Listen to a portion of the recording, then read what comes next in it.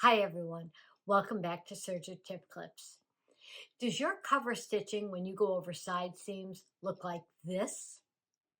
When you wish it looked like this? Well, I've got the perfect solution for you. It's my tried and true over the hump technique. So many people say they've worked really hard on a t-shirt, a tunic, a dress, a skirt, even a pair of pants. The fitting is great, it's beautiful, the stitching looks wonderful all the way around until they get to the cover hem. And all of a sudden, when they start to stitch over those side seams or any other vertical seams on the garment itself, the stitches get tiny and bunchy and irregular, and they might miss the hem altogether on the wrong side of the garment. Well, there are a few simple steps to take to alleviate that whole situation and get very even stitching over the bulkier seams. So let's take a look at this up close and then see it in action. Here's our fabric from the right side, and I've stitched in a seam with a 3-thread narrow overlock stitch. Let's turn it over and take a look at it from the wrong side. And I did the stitching so that you could see it, so it contrasts. I've pressed up a generous 1-inch hem on this. Now it's time to start eliminating the bulk to minimize the hump that the hem has to go over and look great doing it. So what I've done is I've taken my scissors and I have made a little clip in the seam up to but not through that needle thread. You never want to cut through that because if you do, you're opening up the seam. But by cutting up to it, it allows me to flip the seam allowance to the opposite side so that when I fold this up, I've already eliminated a couple of layers of bulk. But still, that's not quite good enough. So let me show you one more step. And you can see that this is pretty quick. It's a few extra steps, but believe me, the difference is like night and day. I have a piece of Wonder Tape that is a wash away, and I'm going to put it right here. This is something you don't absolutely need to do, but if you want one less thing to have to manage of keeping this seam allowance flipped to the opposite side, the wash away Wonder Tape does a great job. It's just one less thing. And why do I have it down here near the hem crease?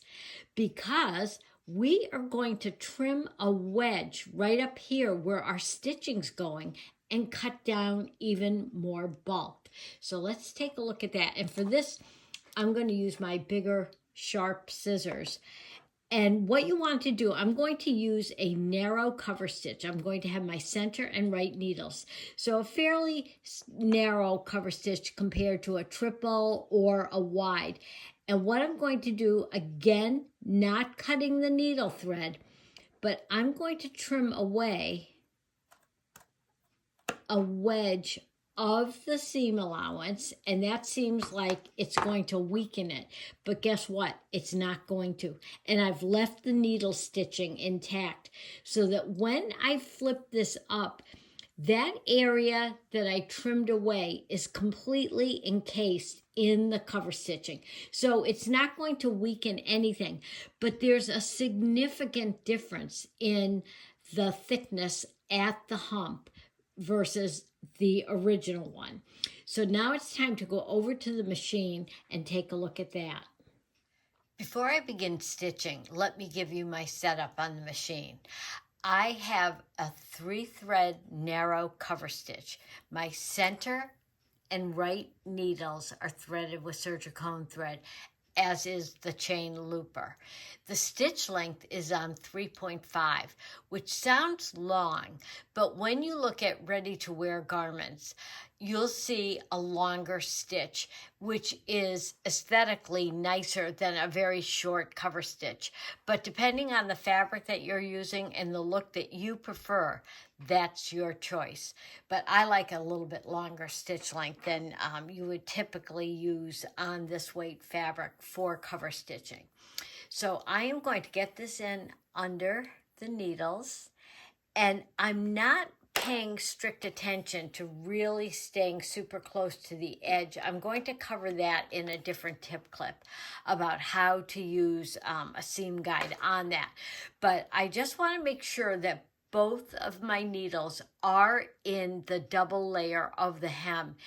If you get tunneling on your fabric or in between the stitching lines of the hem, sometimes it's because the left needle is in the single layer of the fabric and the right needle is in the double layer, and that can cause the fabric to kind of bunch up or tunnel in between the stitching lines. So I'm going to go right down there, and as we approach the seam or the hump, I'm going to show you one more ingredient that will give you an excellent finish. So let's start stitching.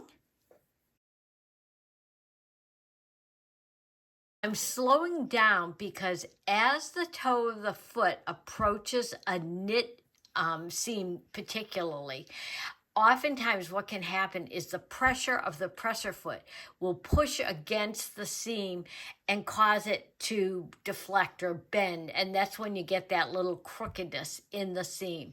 So as I come forward, I'm going very slowly, and I'm going to actually stop and raise the presser foot to allow the seam to relax and sit straight again before I stitch over it.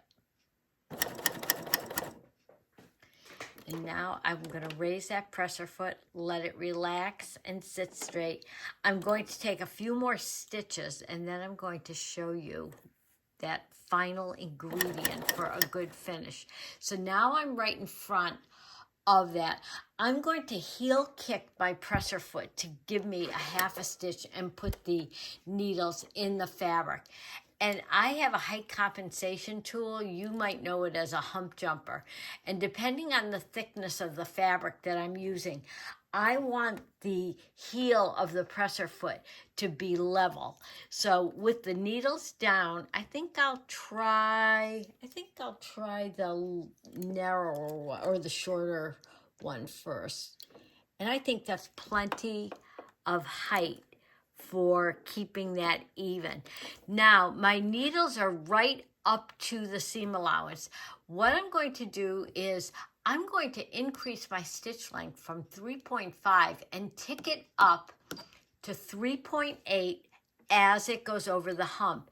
And that extra stitch length is going to compensate for the extra layers. And even though I have reduced the thickness, it still is more than the rest of the hem is.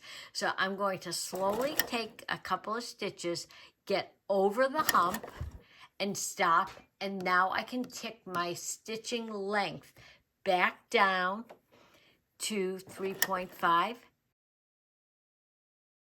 and finish my hem.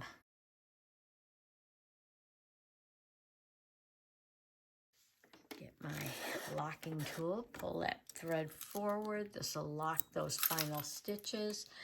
Pull my fabric out at about 10 o'clock and cut my threads. I'm going to give this a press, and let's take a look at it on the table. Here is our hem and over the hump, and you can see that the height compensation tool helped keep that seam nice and straight. And by lengthening the stitch to go over the hump, the stitches are even in length. And then when I got to about here, I returned that stitch length to 3.5 and finished the hem. So I'd say this is a very nice finish. Just for fun, off camera, I did one more hem. And to show you how that height compensation tool can make a difference, on this one, I added a little bit of, or a strip of SSI knit stay tape.